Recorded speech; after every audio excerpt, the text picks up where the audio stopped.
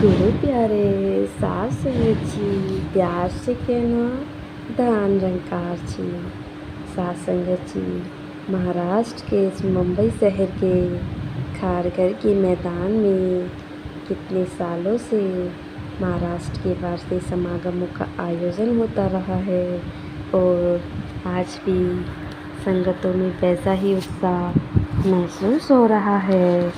हमने अक्सर यह सुना है कि खुद को संवारने से ही दुनिया ने संवरना है, तो इसकी शुरुआत और प्रयास अपने आप से ही करना है।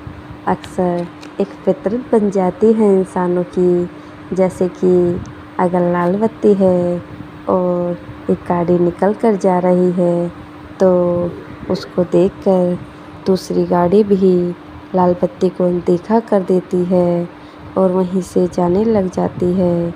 वहीं एक इंसान जो यह देख रहा है कि लाल बत्ती है, लेकिन फिर भी भेड़ चाल की तरह देखा देखी बत्ती पार कर लेता है और फिर जब ट्रैफिक पुलिस ने चालान करने के लिए रोका तो अपनी गलती को सीधे सीधे ना मानते हुए ये दलील दे रहा है कि आपने मेरी गाड़ी को रोक दिया, मुझसे पहले भी तो 2 गाड़ियाँ निकल गई हैं।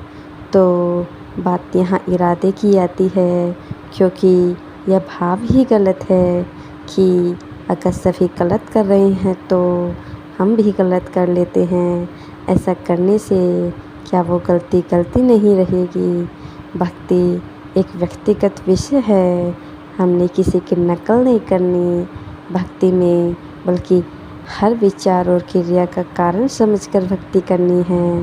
भक्ति में जब दिशा सही नहीं होती तो वहाँ पर अंधविश्वास जन्म लेने लगता है, जबकि ब्रह्म ज्ञान तो सारा अंधकार दूर करने के लिए, जहाँ पर अंधकार है उसका समाधान भी रोशनी है।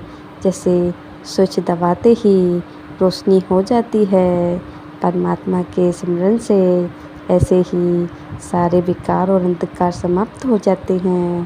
परंतु इस पे चतुराई या चालाकी काम नहीं आती। हम अपनी अरदास में परमात्मा से भी चालाकी करने लग जाते हैं। एक कहानी याद आ रही है कि एक इंसान को भूख लग रही थी। उसे एक पेड़ नज़र आया। पेड़ की सबसे ऊपरी वाली डाली में फल लगा हुआ था और मन में ख्याल आया कि मैंने तो एक ही फल खाकर पेट भर लेना है, तो क्यों न जितने फल लगे हैं मैं उन सबको तोड़कर बेच दूँ, तो इससे धन कमाने का भी साधन बन जाएगा। वह जैसे जैसे उस पेड़ पर चढ़ता है, फल तोड़ने लगता है, तो उसे ख्याल आया कि ये धन तो मैं कमा लूँगा, पर और ज़्यादा कमाने के लिए उसने परमात्मा से प्रार्थना की कि अगर आप पेड़ के सारे फल इस तरह लगा दो कि मैं उन्हें आसानी से तोड़ पाऊँ, तो मैं अवश्य हर फल की कमाई का कुछ हिस्सा दान कर दूँगा।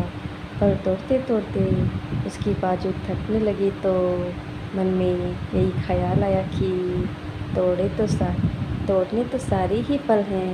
फिर उसने सोचा कि यह तो बहुत थकावट का काम हो गया।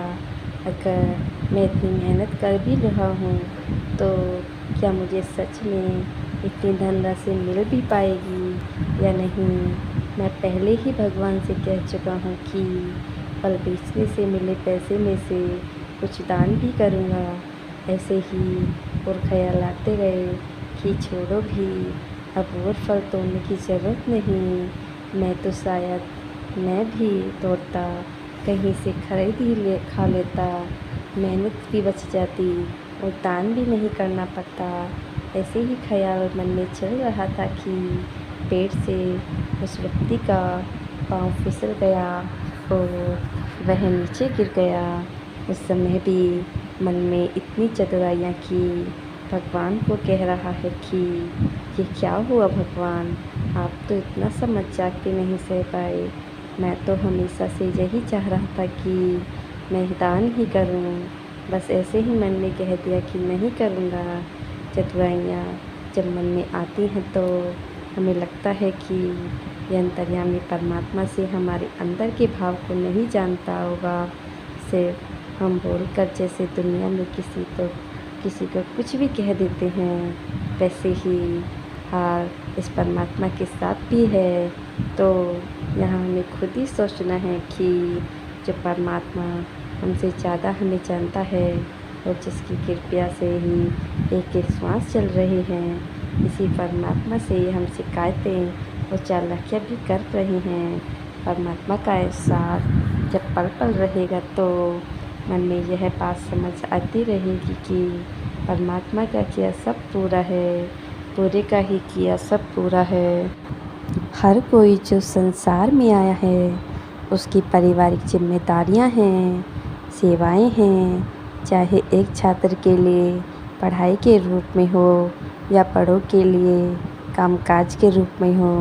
अक्सर इन जिम्मेदारियों को निभाते हुए परमात्मा का ख्याल पीछे रह जाता है, हमारी आध्यात्म कहीं दूर हो जाती है। फिर इंसान खुद गर्ज होकर सिर्फ उस पर ध्यान केंद्रित करता है जिसमें अपना फ़ायदा ज़्यादा से ज़्यादा हो। अपने फ़ायदे के लिए हम अक्सर प्रार्थना करते हैं तो उसमें कोई हर्ज नहीं। बुराइयां तब आती हैं जब हम जानबूझकर अपने फ़ायदे के लिए किसी दूसरे का नुकसान कर देते हैं कि कहीं मेरे साथी की तरक्की पहले ना हो जाए। बॉस को अपने साथी के बारे में कुछ बुरी बातें बता दें जिससे बॉस उसकी तरक्की रोक कर हमारी कर दे, या कोई विद्यार्थी अध्यापक को छोटी बात बोल दे कि उस छात्र को आपने ज़्यादा अंक दिए हैं परंतु उसने तो नकल की थी। नकल चाहे नहीं भी की हो। इस प्रकार कितने भी उदाहरण जीवन के और पड़ाव में देख लें।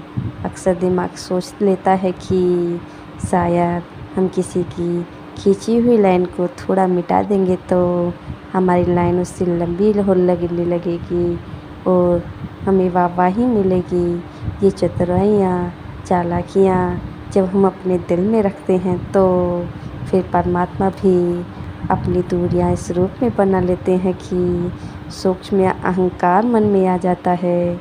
जैसे कि एक क्वाइट भी है कि if God seems for away from us guys who moved, दूर महसूस हो रहा है तो सोचे ये परमात्मा तो हर समय हर जगह मौजूद है, सदैव रहने वाला है, यह तो स्थिर है, यह तो वही है, सिर्फ हमने ही इस परमात्मा से दूरी बना ली। So it is us who moved not God. तो जब दिल में इसका एहसास रहेगा, मन में हर समय निराकार बसेगा तो फिर हम वाकई ही भक्ति भरा जीवन जिएंगे। हम प्रेमा भक्ति में आनंद में हर समय झूमेंगे। तो यह मन भी किसी भी तरह किसी और का नुकसान नहीं करेगा। दातार हर एक के मन में इतना प्यार भर दे कि हर एक के प्रति दिल में हमेशा सुखी होने की दुआ ही निकले। साथ संगत जी, दान रंगार जी।